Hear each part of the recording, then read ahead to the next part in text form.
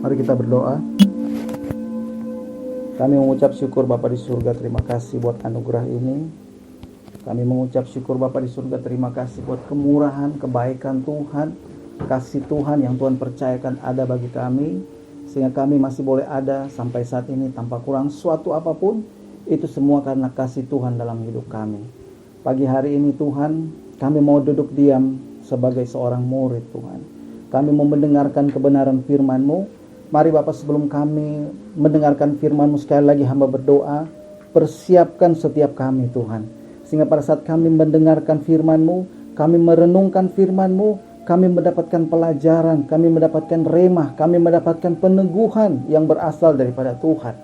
Kuduskan setiap hati dan pikiran kami, sehingga pada saat firman-Mu ditaburkan, firman-Mu itu jatuh di tanah yang paling terbaik dari setiap kami. Di dalam nama Tuhan Yesus. Terima kasih Bapa di surga, hamba-Mu berserah. Hamba-Mu tidak ada apa-apanya Tuhan. Hamba-Mu cuma alat saja. Urapi lidah mulut bibir hamba-Mu, sehingga apa yang hamba katakan semua berasal daripada Tuhan, dan itu akan menguatkan setiap kami. Kuasai hati dan pikiran kami sekali lagi. Dalam nama Tuhan Yesus kami berdoa, kami mengucap syukur dan siap dengar firman-Mu. Haleluya, haleluya. Amin. Shalom Bapak Ibu Saudara. Shalom. Coba lambaikan tangan lu yang diberkati Tuhan hari ini. Coba senyum dulu, senyum. Lihat kiri kanannya, senyum. Baik, hari ini sama-sama kita akan belajar satu kebenaran firman Tuhan, ya. Firman Tuhan itu berbicara tentang kata memilih, ya. Hari ini kita akan belajar suatu topik yang baru, itu yang berkaitan dengan yang namanya memilih. Ya, coba kita buka dulu suatu kebenaran ayat firman Tuhan ini dalam Yesaya 41. Tolong dibantu baca ya. Yesaya 41 ayat 8 dan 9.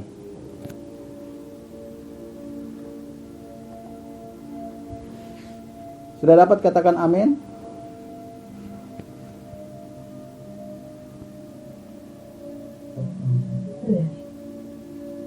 Tapi engkau, hai Israel, hambaku, Yakub yang telah kupilih, keturunan Abraham yang kukasihi, engkau yang telah kuambil dari ujung-ujung bumi, dan yang telah kupanggil dari penjuru-penjurunya. Aku berkata kepadamu, engkau hambaku, aku telah memilih engkau, dan tidak menolak engkau. Ya, hari ini Alkitab mengatakan begini Bapak Ibu Saudara. Perikopnya adalah Israel hamba Tuhan, ya. Jadi kita berbicara tentang yang namanya mengapa Tuhan menetapkan Israel itu sebagai hamba Tuhan, ya. Sekali lagi saya baca ayat 8 dikatakan begini, tetapi engkau, hai Israel, hambaku, hai Yakub yang telah kupilih, keturunan Abraham yang kukasihi, engkau telah kuambil dari ujung-ujung bumi, dan yang telah kupanggil dari penjuru-penjurunya. Aku berkata kepadamu, hai hambaku, aku telah memilih engkau dan tidak menolak engkau. Ya, jadi yang pertanyaannya sekarang begini Bapak Ibu Saudara, ya. Apa yang ada di benak kita ketika kita mendengarkan kata dipilih? Coba saya dibantu. 1-2 orang boleh kasih jawaban mungkin yang singkat. Apa yang ada di benak kita ketika kita mendengarkan kata dipilih? Saya kasih kesempatan 1-2 orang. Dipisahkan. Oke, 1 dipisahkan. 1 orang lagi. Dikuduskan juga bisa. Dikuduskan. Mas boleh lagi 1 orang lagi. Dipisahkan, dikuduskan. 1 orang lagi. Ditentukan. Ditentukan. Oke. Terima kasih buat kerjasamanya ya. Ya, sekarang mic-nya boleh di mute kembali semuanya. Oke. Jadi ketika kita mendengarkan kata dipilih Bapak Ibu Saudara, ya, tentunya Bapak Ibu Saudara, yang ada di benak kita Bapak Ibu Saudara, yang pertama ketika kita mendengarkan kata dipilih, tentunya seseorang itu tidak mungkin kita memilih atau menetapkan seseorang itu tanpa ada yang namanya pertimbangan. Ya, sekali lagi, tidak mungkin kita memilih sesuatu tanpa kita ada yang namanya pertimbangan. Ya, tidak mungkin kita memilih contohnya ya di dalam beberapa waktu ke depan nanti kota kita akan memilih yang namanya pemimpin di kota ini ya. Saya percaya bahwa kita semuanya sudah memiliki yang namanya pertimbangan-pertimbangan siapa yang akan kita pilih nanti. Oke? Siapa yang akan kita tentukan nanti untuk memimpin. Demikian juga dengan Tuhan, Bapak Ibu Saudara. Kenapa Tuhan menetapkan, kenapa Tuhan memilih seorang yang namanya Yakub untuk menjadi hamba Tuhan? Oke? Tentunya sekali lagi Tuhan ada pertimbangan. Kenapa Tuhan menetapkan Yakub untuk menjadi hamba Tuhan? Oke? Nah, pertimbangannya apa Bapak Ibu Saudara? Coba saya akan bagi Bapak Ibu Saudara. Kenapa Tuhan menetapkan, kenapa Tuhan memilih Yakub itu menjadi hamba Tuhan? Kenapa Tuhan mau memakai dia menjadi alatnya? Salah satunya itu Bapak Ibu Saudara, karena Yakub menghargai yang namanya hak kesulungan. Ya. Kalau kita pernah belajar, mungkin ada yang masih ingat, saya pernah singgung ini Bapak Ibu Saudara, ya. Karena Yakub sangat-sangat menghargai yang namanya hak kesulungan. Apa sih itu hak kesulungan? Saya ulang sedikit. Hak kesulungan itu adalah lambang daripada yang namanya kekuatan. Hak kesulungan itu adalah lambang daripada yang namanya kegagahan, ya. Kalau kita baca di dalam yang namanya Kejadian 49 ayat 3, ya, di situ dikatakan, Ruben, engkau anak sulungku, kekuatanku, permulaan kegagahanku. Engkaulah yang terutama di dalam keluhuran, yang terutama di dalam kesanggupan. Lalu kemudian keistimewaan daripada yang namanya hak kesulungan, itu dia mempunyai posisi yang tinggi di dalam keluarga Bapak Ibu Saudara. Jadi posisi daripada yang namanya anak sulung itu dia setelah posisinya berada di bawah daripada otoritas. Posisinya berada di bawah yang namanya bapaknya pada saat itu. Jadi ketika orang tuanya tidak ada di tempat pada saat itu, pergi menjalani aktivitas dengan waktu yang lama, maka yang menjadi otoritas di rumah itu adalah yang sulung Bapak Ibu Saudara. Lalu kemudian bicara dari segi warisan. Anak sulung Bapak Ibu Saudara memiliki warisan lebih banyak daripada anak bungsu, ya. Alkitab menggunakan kata dia memiliki yang namanya double porsi. Double porsi dari hal segi yang namanya warisan. Lalu Bapak Ibu Saudara, anak sulung itu dipandang kudus bagi Allah. Jadi setiap anak-anak sulung yang ada di bangsa Israel itu dipersembahkan, dipersiapkan untuk melayani Tuhan Bapak Ibu Saudara. Ya. Lalu apa lagi yang menjadi pertimbangan Tuhan sampai Tuhan memilih menetapkan yang namanya Yakub untuk menjadi alatnya, hamba Tuhan. Coba dibaca dalam Kejadian 28 ayat 1. Satu orang bantu baca.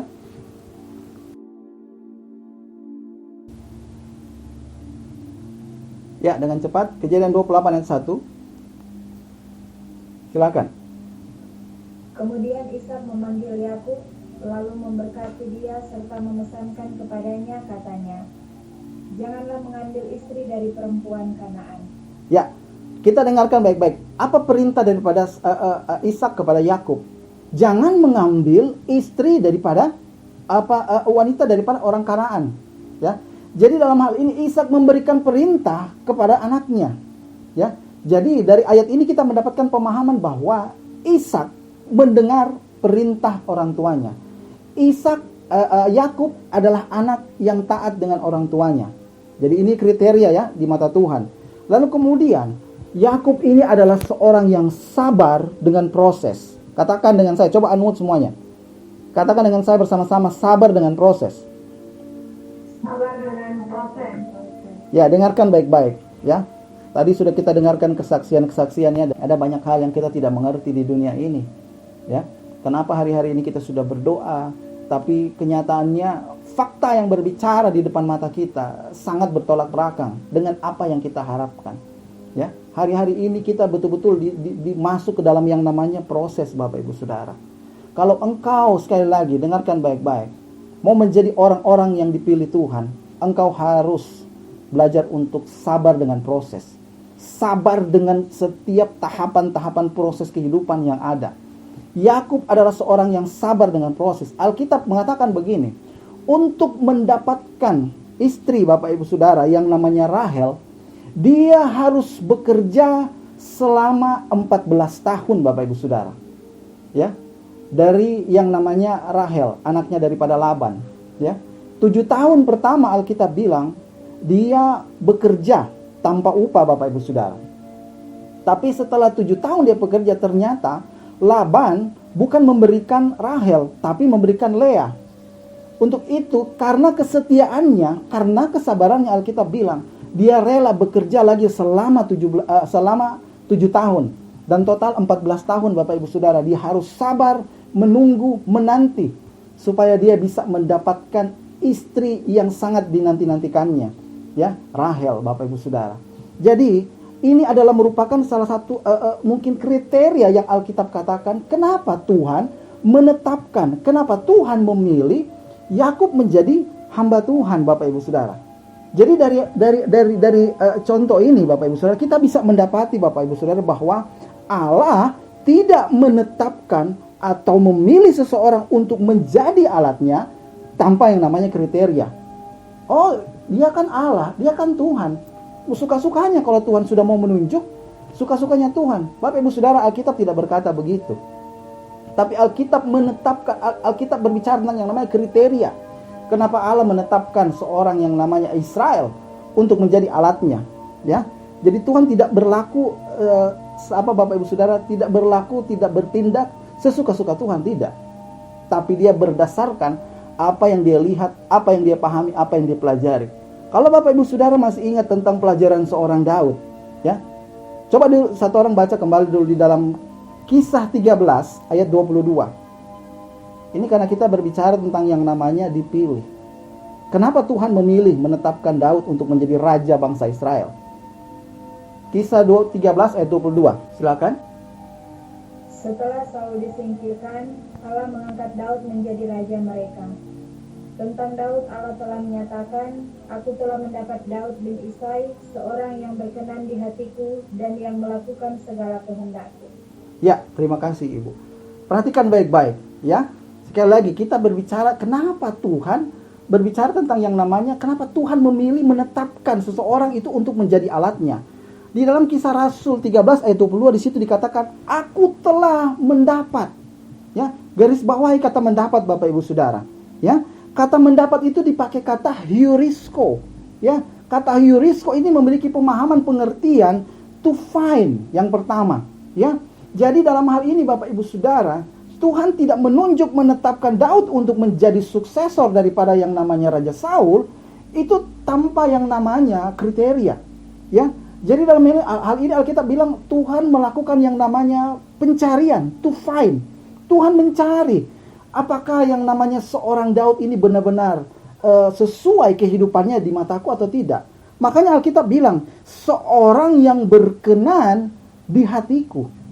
Ya, kenapa Tuhan menetapkan seorang Daud? Karena Alkitab mengatakan bahwa setelah Tuhan mencari, ternyata Tuhan mendapati bahwa Daud seorang yang berkenan di hatiku dan yang melakukan segala kehendakku. Ya. Lalu kemudian setelah Tuhan mencari, lalu kemudian Tuhan mempelajari. Ya. Bagaimana sih kehidupan seorang Daud ini? Bagaimana sih kehidupan ibadah seorang Daud? Apakah dia selalu mencari aku? Apakah dia selalu mencari kebenaran-kebenaran firman Tuhan? Apakah dia selalu mempelajari ketetapan-ketetapanku? Ya? Kalau Tuhan mau menetapkan engkau sebagai alatnya, sekali lagi dengarkan baik-baik. Tuhan tidak menetapkan seseorang dengan begitu saja. Tapi Tuhan mencari. Setelah Tuhan mencari, Tuhan mendapatkan, lalu Tuhan mempelajari engkau Bapak Ibu Saudara. Tuhan melihat apa yang ada di dalam cara berpikirmu. Apa yang kau lakukan, apa yang kau perbuat. Tuhan mempelajari tindak tandukmu Bapak Ibu Saudara. Ya. Makanya Alkitab sekali lagi mengatakan, Aku telah mendapat seorang yang berkenan di hatiku Bapak Ibu Saudara. Ya. Dari pernyataan kata heurisko ini Bapak Ibu Saudara, saya mendapati hal ini, bahwa Allah berusaha untuk mencari dan menemukan seorang yang benar-benar masuk di dalam kriteria Allah. Ya, sekali lagi, Allah mencari dan menemukan seorang yang benar-benar masuk di dalam kriteria Allah. Bagaimana cara hidupnya? Apa dia suka baca renungkan Alkitab atau tidak? Hidupnya suka gosip atau tidak? Suka menceritai rekan sepelayanan atau tidak? Itu jadi dengarkan baik-baik. Itu menjadi kriterianya Tuhan, Bapak Ibu Saudara. Jangan salah. Ya. Ini yang penting, ya. Kata heurisko ini, ya, itu dituliskan di dalam one person singular. Artinya apa, Bapak Ibu Saudara? Itu artinya Tuhan sendiri yang terjun langsung mencari, Bapak Ibu Saudara. Tuhan sendiri yang terjun langsung menemukan, mempelajari. Ya. Saya mau kasih perbandingan bagi kita, Bapak Ibu Saudara, ya.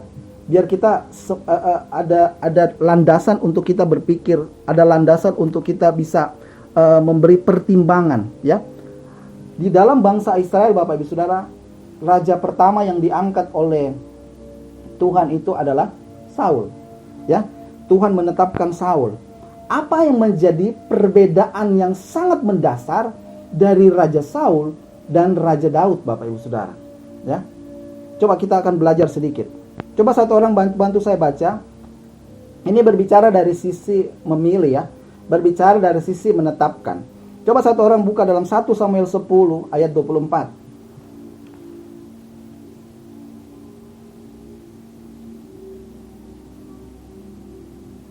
Dan Samuel berkata kepada seluruh bangsa itu, kamu lihatlah orang yang dipilih Tuhan itu.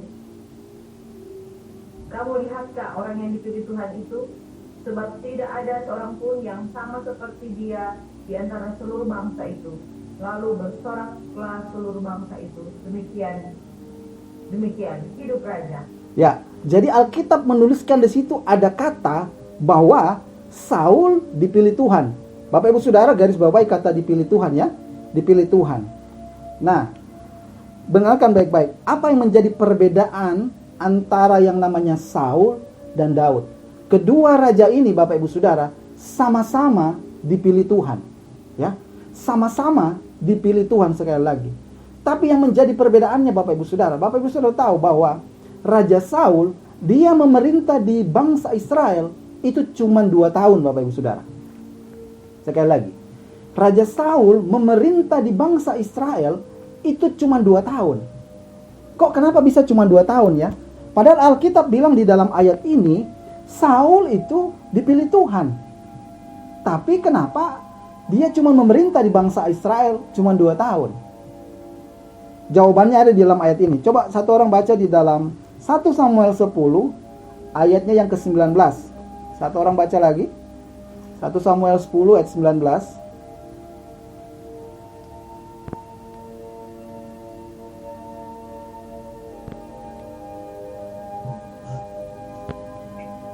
Tetapi sekarang kamu menolak Allahmu yang menyelamatkan kamu dari segala malapetaka dan kesusahanmu.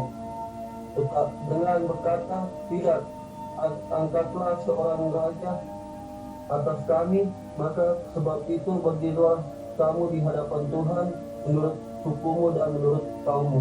Ya, jadi Bapak Ibu Saudara, tadi kan Alkitab mengatakan bahwa dalam 1 Samuel 10 ayat 19 bahwa Saul itu dipilih Tuhan. Tapi yang menjadi perbedaannya begini, Bapak Ibu Saudara. Saul dipilih Tuhan, ditetapkan Tuhan, bukan atas kriterianya Tuhan. Bukan atas kriterianya Allah, tapi atas kehendak bangsa Israel. Ya, ayat yang barusan kita bacakan jelas di situ dikatakan apa? Dengan berkata, tidak, angkatlah seorang raja atas kami. Jadi Bapak Ibu Saudara, Saul diangkat untuk menjadi raja atas bangsa Israel atas kehendak daripada rakyat, Bapak Ibu Saudara. Atas keinginan dari bangsa Israel yang pada saat itu sudah tidak ingin dipimpin oleh Tuhan. Tapi mereka menginginkan yang namanya raja. Lalu perbedaannya apa lagi? Ya, yang membedakan antara Raja Saul dan Raja Daud, Bapak Ibu Saudara. 1 Samuel 10 ayat 1, coba dibaca.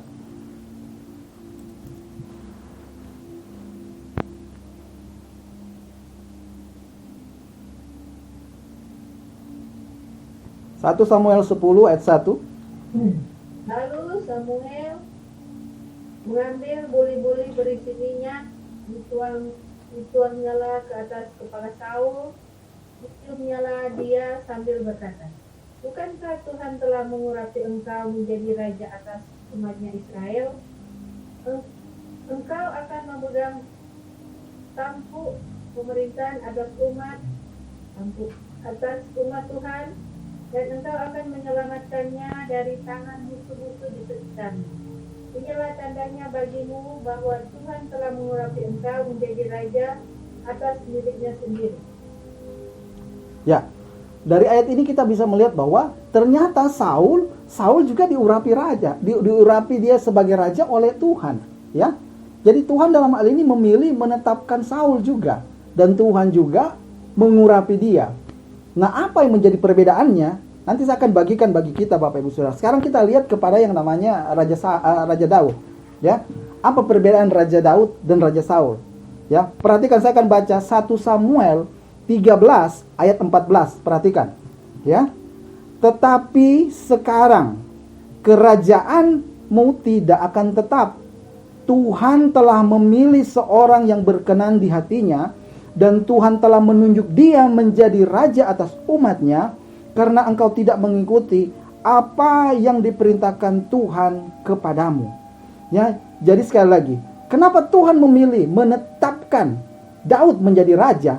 Alkitab bilang, karena Tuhan telah memilih seseorang yang berkenan di hatinya. Ya, ayat ini ada korelasinya dengan tadi, dengan Kisah 13 ayat 22. Seorang yang berkenan di hatinya.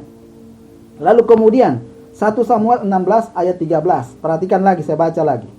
Samuel mengambil tabung tanduk yang berisi minyak itu dan mengurapi Daud di tengah-tengah saudaranya. Sejak hari itu dan seterusnya berkuasalah roh Tuhan atas Daud. Lalu berangkatlah Samuel menuju Rama. Apa yang menjadi perbedaan? Dua-dua raja ini Alkitab mengatakan bahwa dua-duanya diurapi raja, diurapi Tuhan sebagai raja. Oke? Apa yang menjadi perbedaan di antara kedua raja ini pada saat Tuhan mengurapi mereka? Tadi Alkitab mengatakan begini, ketika Tuhan mau mengurapi yang namanya Saul, Alkitab bilang begini, Tuhan menyuruh Samuel untuk mengambil yang namanya buli-buli berisi minyak. Ya. Lalu kemudian ketika Tuhan mau mengurapi Daud, Alkitab bilang begini, ya, Samuel mengambil tabung tanduk. Apa maknanya? Apa perbedaannya antara buli-buli dan tabung tanduk? Buli-buli, Bapak Ibu Saudara, yang dipakai untuk mengurapi Raja Saul pada saat itu adalah lambang di mana bahwa Raja Saul itu ditetapkan atas keinginan manusia. Buli-buli itu adalah bentuk suatu benda yang berdasarkan karena hasil buatan tangan manusia. Buli-buli itu dibuat karena tangan manusia, Bapak Ibu Saudara. Sedangkan tabung tanduk itu melambangkan bagaimana Allah sendiri yang menciptakan tabung tanduk, Bapak Ibu Saudara. Tabung tanduk itu kan berasal dari tanduk binatang. Itu melambangkan bahwa Tuhan sendirilah yang menciptakan. Tuhan sendirilah yang menetapkan seorang Daud. Makanya Alkitab bilang, berapa lama Daud memerintah di atas bangsa Israel? Coba satu orang baca di dalam 2 Samuel 5 ayat 4. Berapa lama?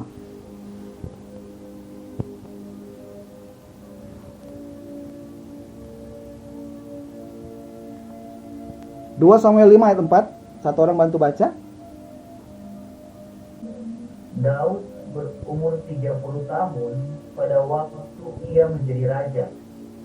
40 tahun lamanya ia memerintah. 40 tahun, Bapak Ibu Saudara. Perbedaannya sangat signifikan. Ya, Raja Saul hanya memerintah 2 tahun. Sementara orang yang ditetapkan Allah, sementara orang yang dipilih Allah, yang masuk sesuai dengan kriterianya Tuhan, dia memerintah di atas bangsa Israel selama berapa lama?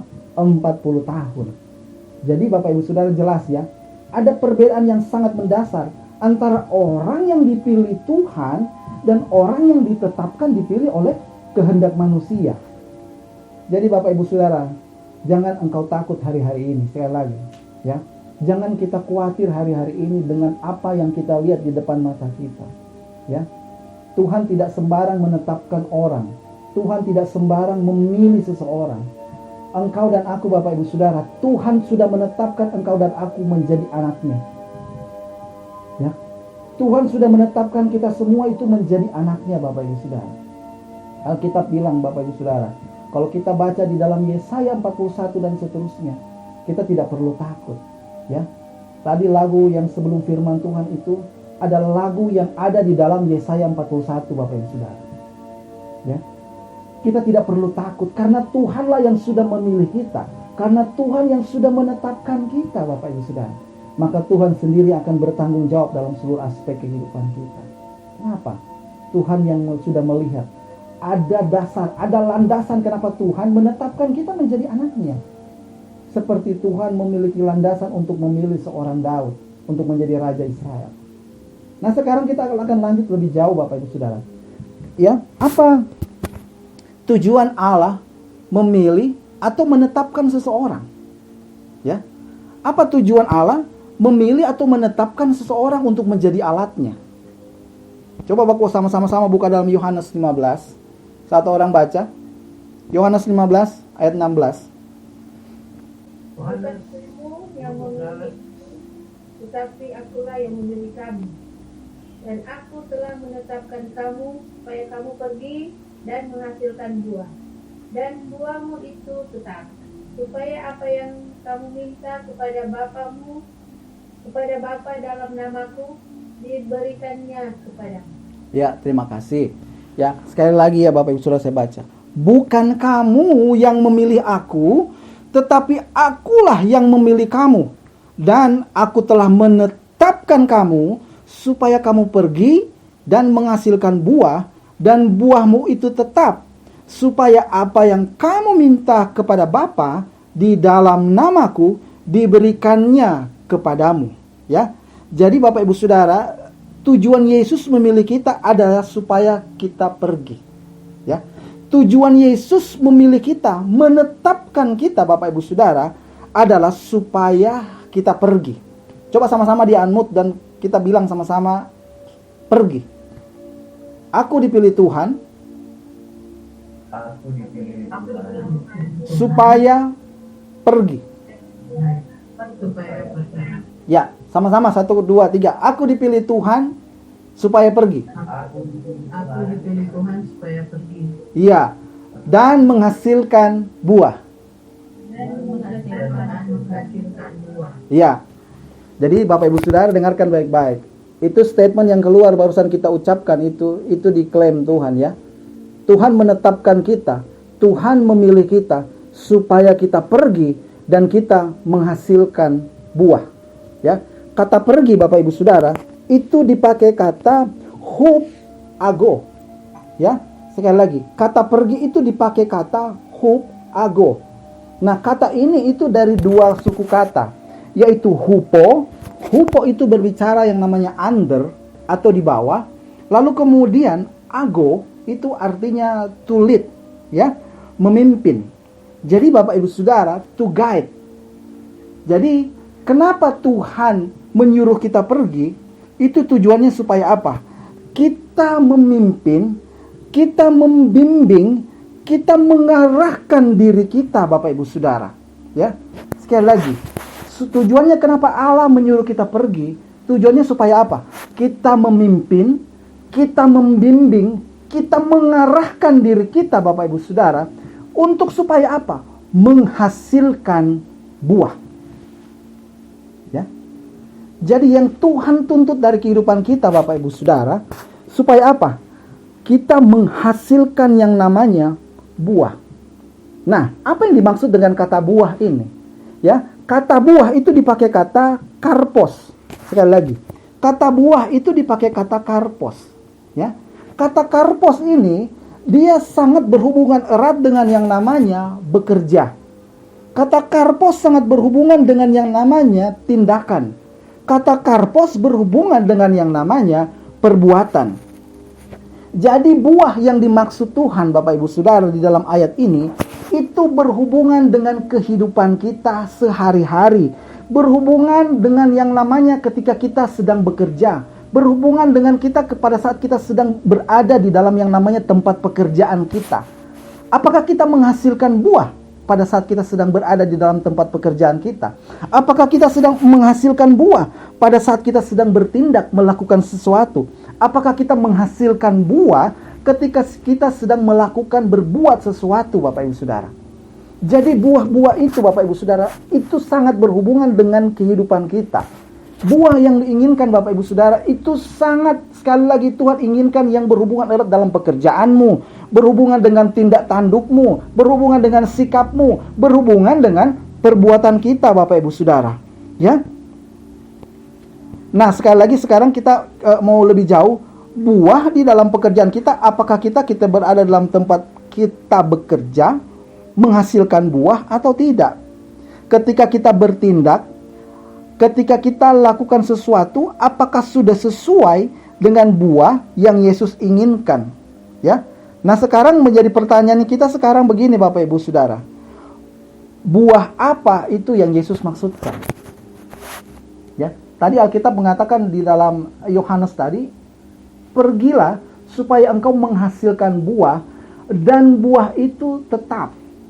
Nah, pertanyaannya sekarang bagi kita, buah apa yang Yesus inginkan itu supaya ada di dalam kehidupan kita dan dia sifatnya tetap? Buah apa yang Yesus inginkan ketika kita sedang bekerja? Buah apa yang Yesus inginkan ketika kita sedang melakukan sesuatu sesuai dengan perbuatan kita? Buah apa yang Yesus inginkan, Bapak Ibu Saudara?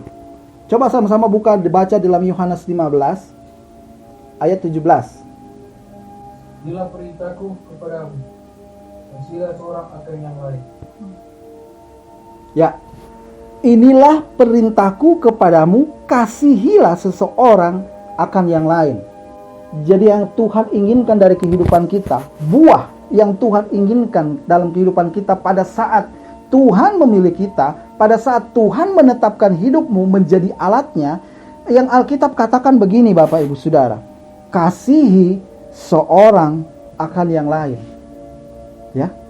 Jadi sekali lagi, buah yang Tuhan inginkan dari kehidupanmu, Bapak Ibu Saudara, yang harus tampak, yang harus kelihatan di dalam tempat engkau bekerja, yang harus nampak ketika engkau berbuat, yang harus tampak ketika engkau berada di dalam lingkunganmu adalah kasihi seorang akan yang lain. Ya. Jadi Bapak Ibu Saudara, ada suatu hukum di dalam kerajaan surga, dan hukum ini adalah hukum yang utama dan tidak bisa dibantah. Ya. Hukum itu apa, Bapak Ibu Saudara? Coba kita buka dalam Matius 22. Matius 22 ayatnya yang ke-37 sampai 39. Coba satu orang baca lagi.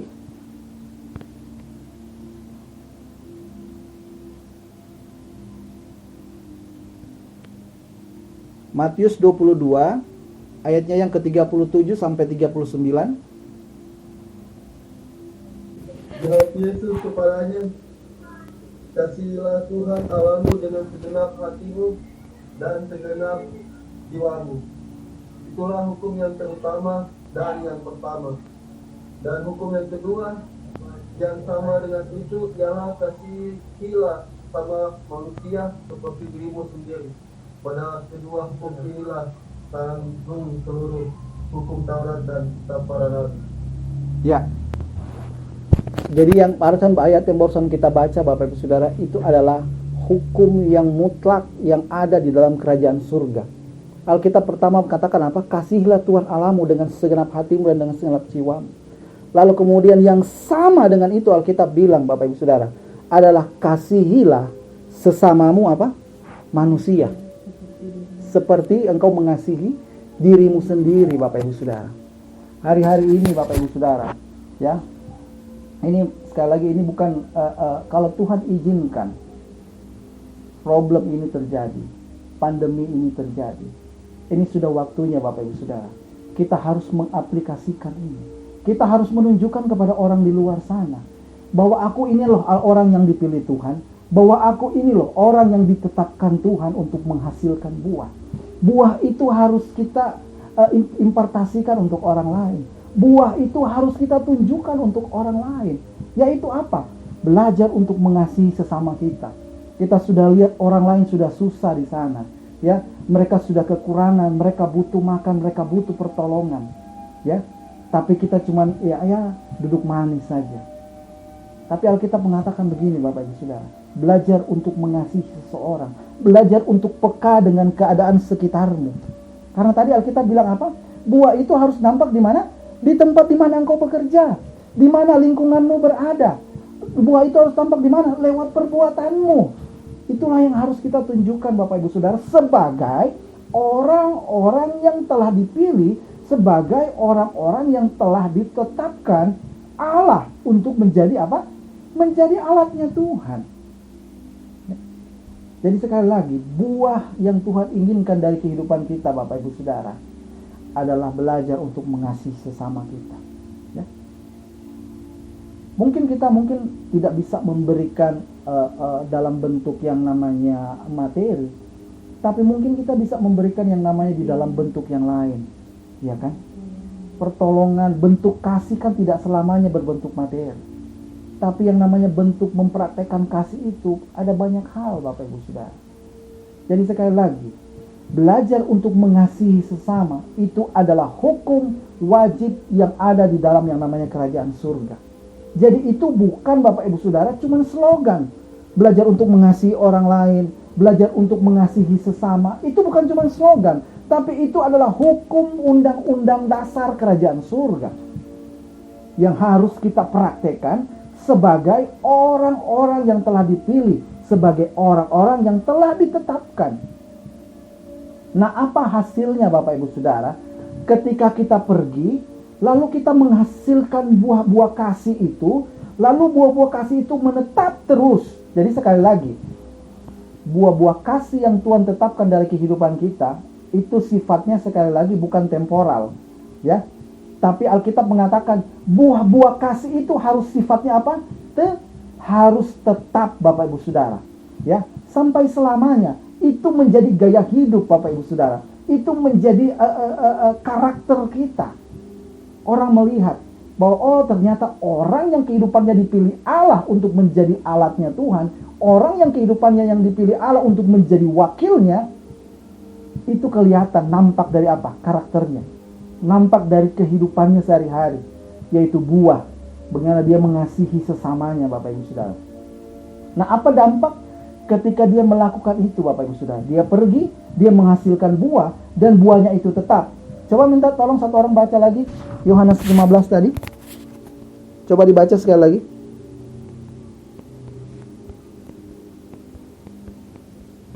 Ayatnya ke-16.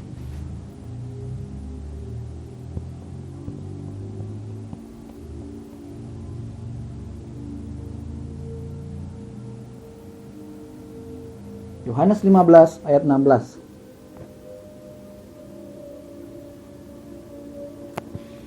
Yohanes pasal 15 ayat yang ke-16.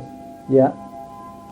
Bukan kamu yang memilih aku, tetapi akulah yang memilih kamu. Dan aku telah menetapkan kamu supaya kamu pergi dan menghasilkan buah, dan buahmu itu tetap, supaya apa yang kamu minta kepada Bapa dalam namaku diberikannya kepadamu. Bapak Ibu Saudara, dengarkan baik-baik. Ini pesan ini serius, ya. Saya sudah mau tiba di ujungnya ini, di akhirnya.